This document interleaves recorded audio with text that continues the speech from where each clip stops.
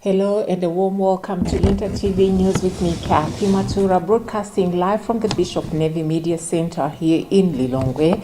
In this fourth week of Ordinary Time, we bring you news of our nation and our faith. Our headlines cover urgent national needs, a major kidnapping probe in the city, a significant government restructuring, and the return of our troops from peacekeeping duty. We begin, however, with a spiritual call from Pope Leo XIV for global prayer for children with incurable diseases. First, the headlines.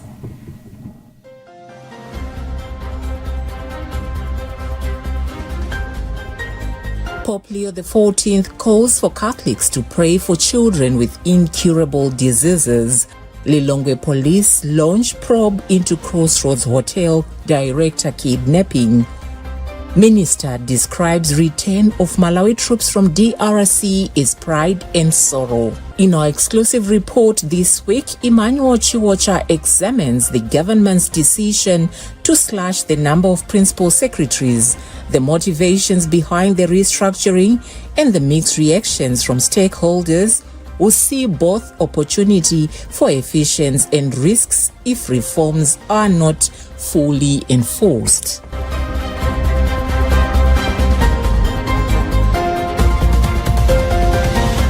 And now we give you the news in detail.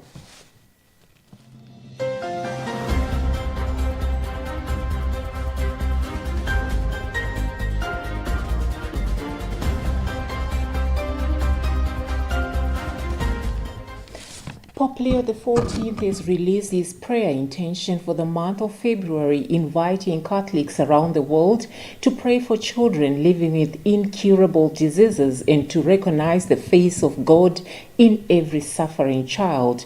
The Holy Father has encouraged the faithful to unite in prayer for these children, their families, and all those who care for them, asking that the Church may become a source of comfort, hope, and compassionate accompaniment. Pope Leo XIV shared his intention in the monthly Pray with the Pope video promoted by the Pope's Worldwide Prayer Network. We have a Vatican News report read by Charit Shilanga. Pope Leo opened his February prayer by entrusting suffering children to the Lord, recalling how Jesus welcomed the little ones into his arms and blessed them with tenderness. He reflected that the fragile bodies of children who are ill are a sign of Christ's presence, and that their smiles, even amid pain, bear witness to the kingdom of God.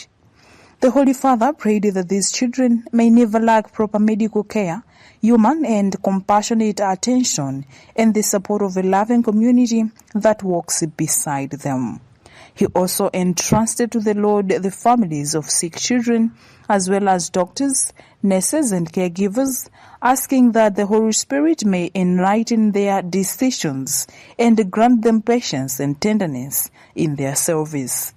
Pope Leo invited the faithful to learn to recognize the face of Christ in every suffering child, praying that their vulnerability may awaken compassion and inspire concrete gestures of solidarity.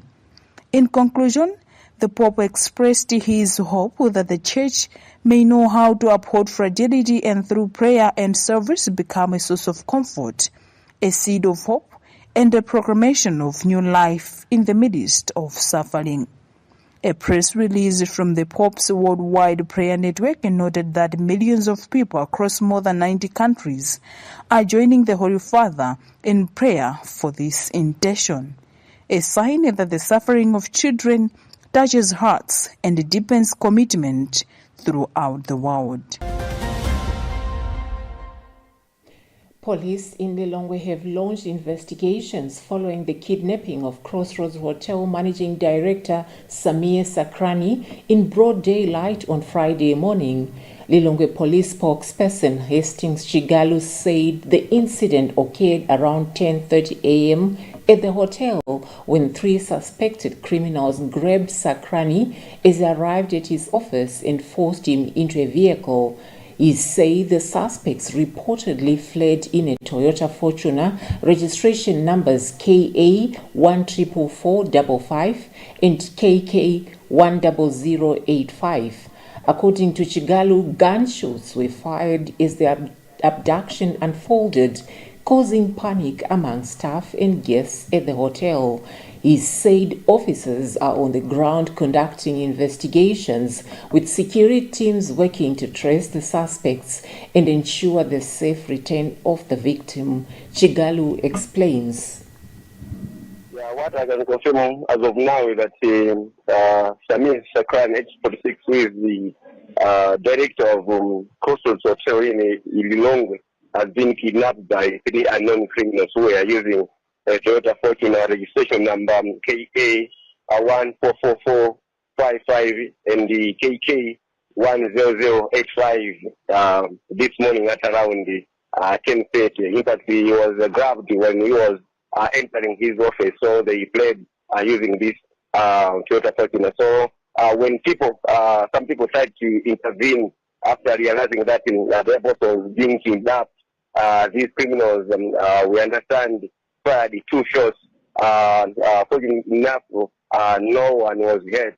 But as police, we are on the ground. We are trying to investigate to get more information to make sure that he is found and in good health.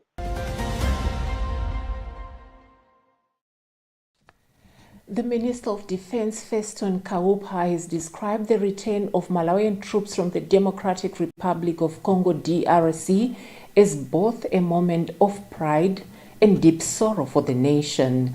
Kaupa made the remarks on Friday during a ceremony marking the return and recognition of Malawian peacekeepers who served under the Southern African Development Community SADC mission in the DRC.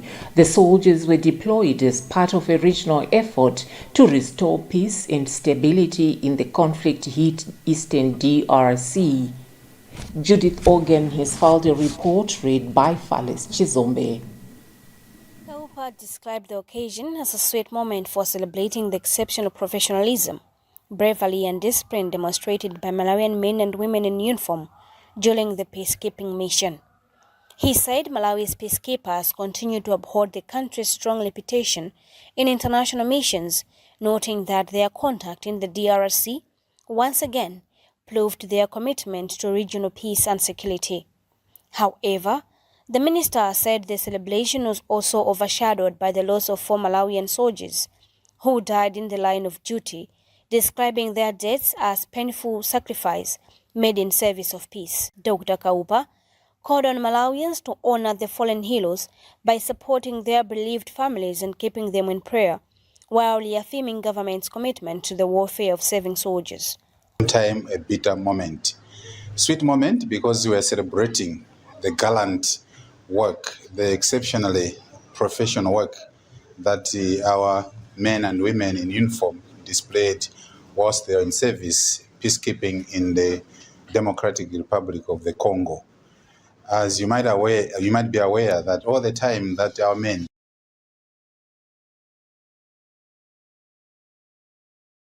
celebrate the life that they enjoyed with their sweet moment on those 2 fronts.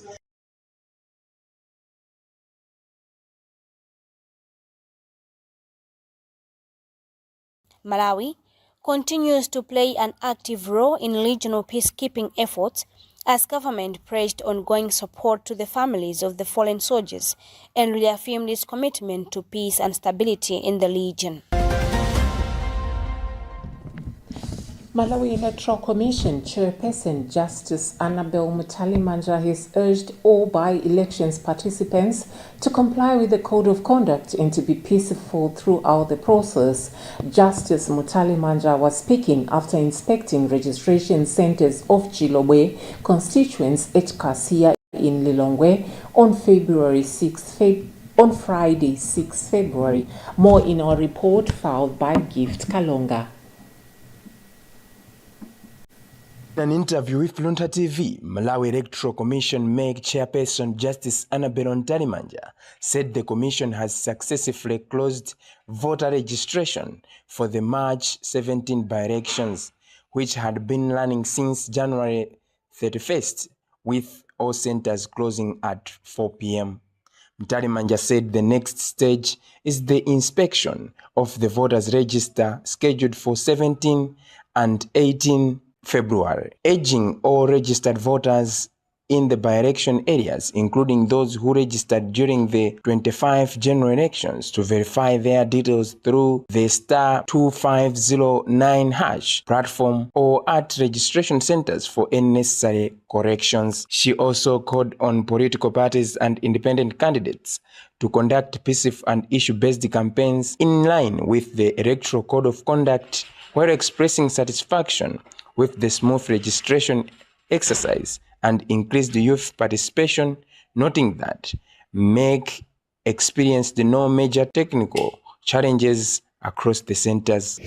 Yes, indeed, we've been running the voter registration for the upcoming by-elections on 17th March since 31st of January through today. We have closed the exercise just at 4 p.m.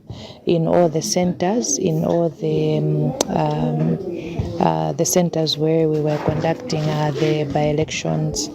Now that we have done this, we'll move to the next stage, which is the inspection of the voters' register. We are calling on all the citizens in the by-election areas to come forward on the 17th and the 18th to come and verify their entries in the voters' register. The inspection is for all who are registered in the voters' register, not only those who have registered in the last week, but even those who registered for the general election in September. Meanwhile, MEC has called on all by-election stakeholders to maintain peace and order throughout the entire electoral process. For Luntha News, this is Gift Kalonga.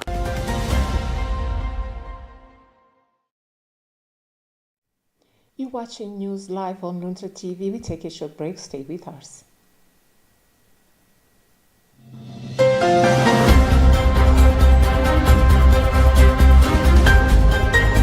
Pope Leo XIV calls for Catholics to pray for children with incurable diseases. Lilongwe police launch probe into Crossroads Hotel director kidnapping.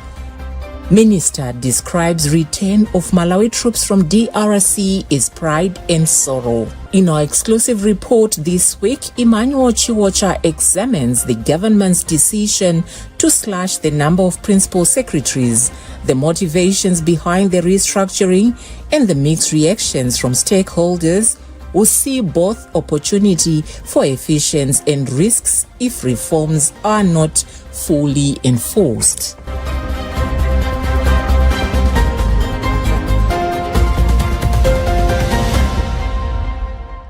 Welcome back. I'm Kathy Matura. In case you're just joining us, you are logged on to news on Luntha TV. But before we proceed, here's a recap of the top stories.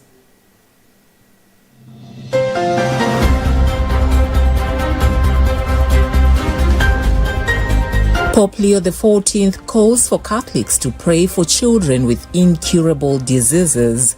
Lilongwe police launch probe into Crossroads Hotel director kidnapping.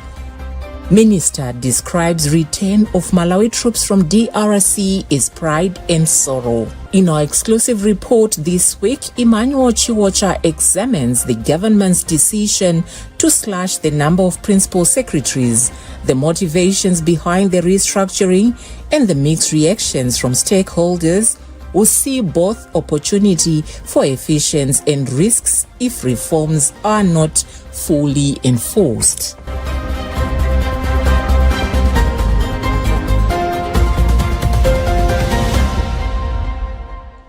Moving on in sports news, first Vice President of Football Legends Association, Noah Lipipa, has urged graduates from the association to confidently apply the skills they've acquired during their training at Ebenezer Investments. Speaking at a graduation ceremony held in Lilongwe, Lipipa said the newly acquired skills mark a new chapter in the graduates' lives. Patrick Pupa reports. Lipipa noted that after many years in active football, the training offers them a sustainable lifelong career. He emphasized that the graduates should use their skills wisely to support their families and improve their livelihoods, adding that the initiative is aimed at empowering former footballers beyond their playing careers. We have always said we need to ensure that we look after the legends, especially what is the careers going to be like after football. So one of the great things that we have done today is to send just the first cohort of 10 football legends to learn some practical skills that can enable themselves, survive, impact on their families, instead of just the situation that was before the Football Legends Association. Marketing officer for Ebenezer Investment, Gift Tepe, described the initiative as an important platform that enables former footballers to transition smoothly into life after retirement from the sport. Well, it has been a good time having these legends training with us in screen printing and embroidery. So as you have heard them, they are indeed ready to go out there and do and practice whatever they have learned here. So we are happy that we have partnered with them. You know, these are the legends who have entertained us in their prime time. So we are happy to be a partner with the Football Legends Association. Speaking on behalf of the graduates, Parish Nyama expressed gratitude to all partners involved in the program, saying the training has equipped them with valuable skills that will help secure their future. There are quite some good skills that we've learned technically. We're not the same as we came in. We're going out with very good skills in screen printing as well as embroidery. We've also done what you call the innovation in business planning and the like. So these are some of the issues that we're going to take out there. We're not going to sit back. We'll be trying to do quite a number of things. We've also asked the Ebenezer if there is work to be done in the process of us trying to come up with our own things. We could be coming here again to do the same things. The development skills training was organized by Mpila Modzimatu and sponsored by Ebenezer Investments, which is working in partnership with the Football Legends Association to equip retired footballers with the practical income-generating skills. 10 members of the Football Legends Association have successfully completed development training skills at Ebenezer Investments. For Luntha News, this is Patrick Pupa. The Malawi government has unveiled a major restructuring of the public service, reducing the number of principal secretaries from 80 to 38. Authorities describe the move as a decisive step towards restoring discipline, efficiency, and fiscal prudence in government operations. Chief Secretary to the government, Justin Saidi, announced the reform on Tuesday in Lilongwe during an orientation meeting with principal secretaries from various ministries and departments. The gathering marked the first formal engagement with a new cadre of senior officials following the restructuring. In our exclusive report today, Emmanuel Chiwocha examines the rationale behind the decision and the reactions from different stakeholders. According to Saidi, the reduction is part of the broader public service reform agenda aimed at strengthening financial management, improving service delivery, and ensuring responsible use of public resources at a time when the country faces serious economic challenges. Governance analysts and media commentators in Malawi have long criticized the size and the structure of the civil service, highlighting the proliferation of senior positions with overlapping mandates. The large number of principal secretaries, the most senior servants, and controlling officers in ministries has frequently been cited as a source of inefficiency and excessive government expenditure. Principal secretaries is a very good move that brings sanity in terms of expenditure controls for government, and also to make sure that every principal secretary is focusing on deliverables rather than just filling the positions and wasting government's money. So I think this government has made a very good decision to cut down on that. By streamlining the number of principal secretaries, the government hopes to reduce administrative costs, eliminate duplication of roles, and improved coordination within ministries. Saidi emphasized that controlling officers have a central role in rebuilding the public service and genuinely serve Malawians. He stressed that professionalism, integrity, and strict adherence to financial regulations must define the conduct of senior civil servants going forward.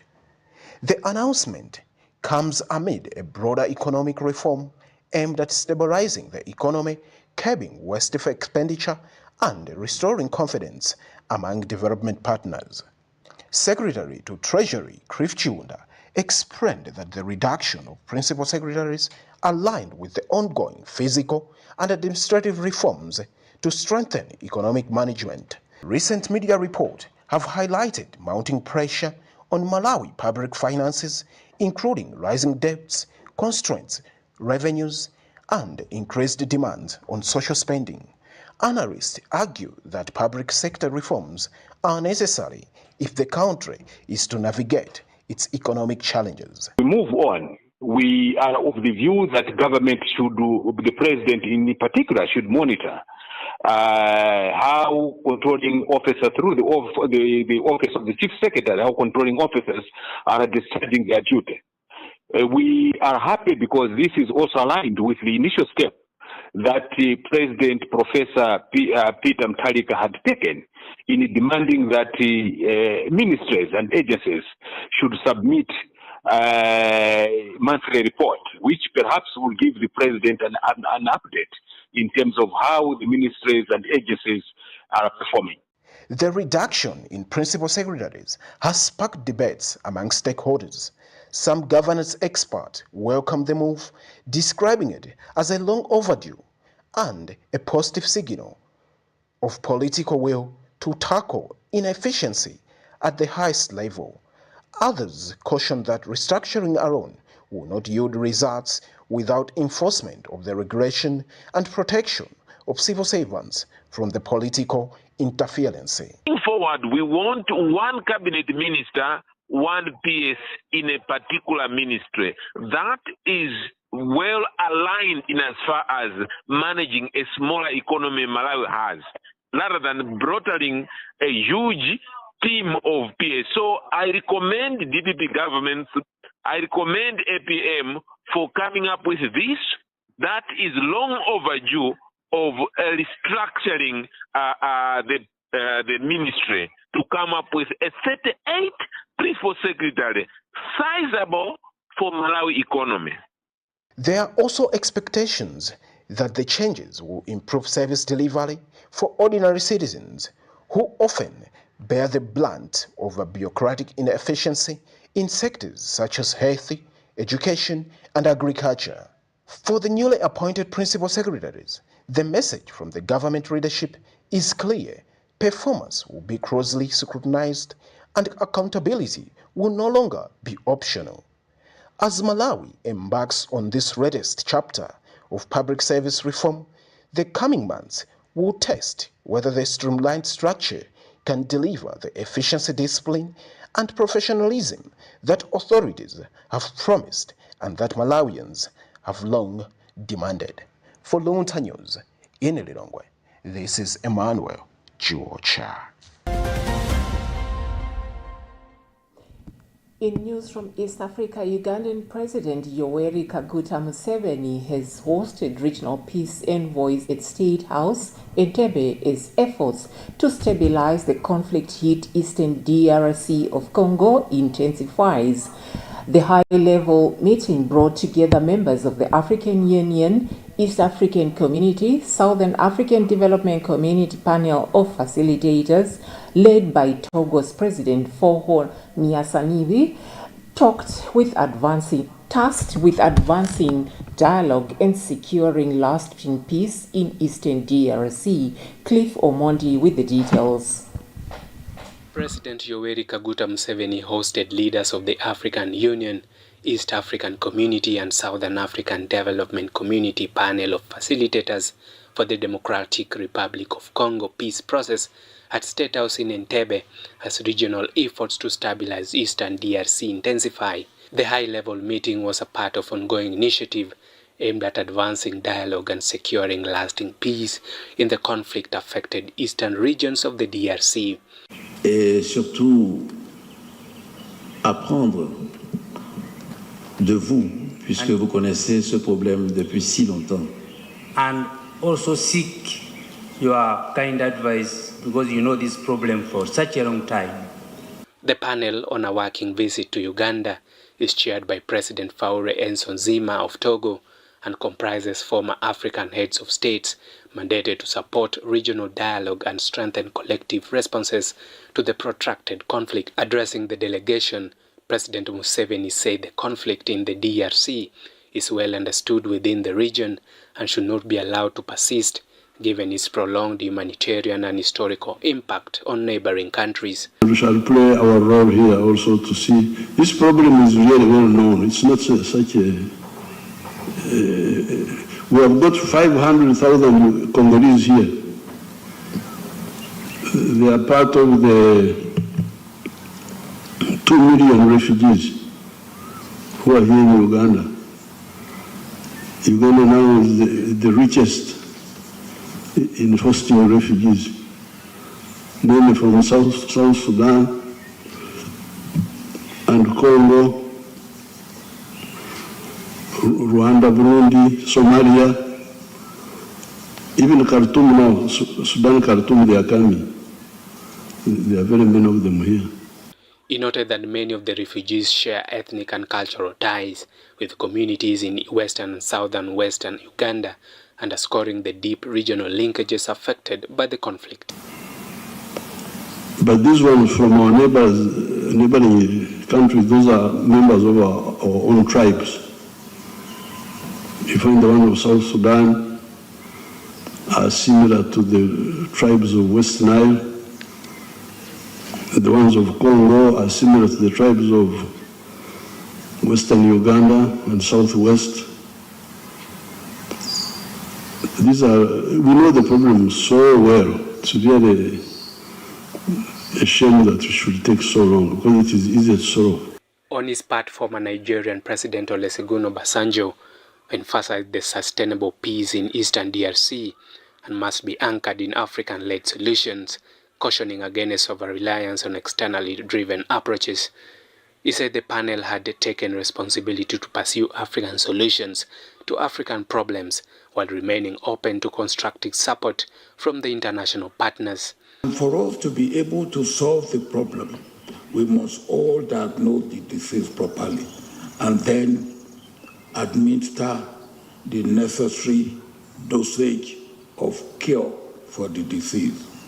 And that is why we are here now. We believe that AU has to be at the center, and with the appointment of a mediator, with the endorsement of the facilitators appointed by regional organizations, by AU, and the AU now establishing a joint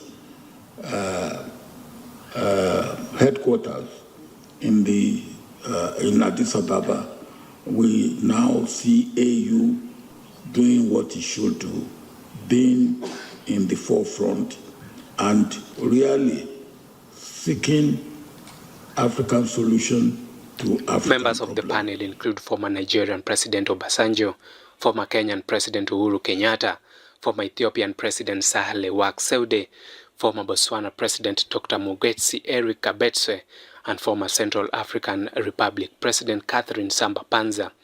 The high-level meeting was also attended by Uganda's government officials, including ministers, ambassadors and permanent representative of Uganda to the United Nations, Adonia Ayebare, and former Prime Minister retired Honorable Amama Mbabazi. Reporting for Luntha TV from Nairobi, my name is Cliff Omondi.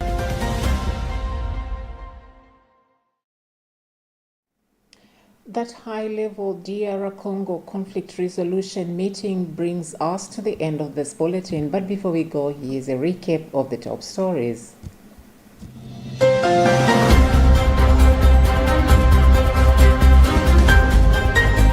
Pope Leo XIV calls for Catholics to pray for children with incurable diseases. Lilongwe police launch probe into Crossroads Hotel director kidnapping. Minister describes return of Malawi troops from DRC as pride and sorrow. In our exclusive report this week, Emmanuel Chiwocha examines the government's decision to slash the number of principal secretaries, the motivations behind the restructuring, and the mixed reactions from stakeholders who see both opportunity for efficiency and risks if reforms are not fully enforced.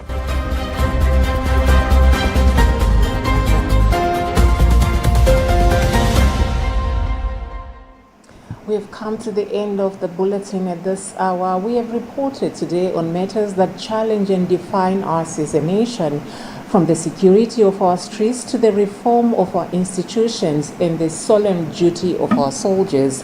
Amid these earthly concerns, we are also called to a higher compassion to see, as Pope Leo reminded us, the face of God in every suffering child.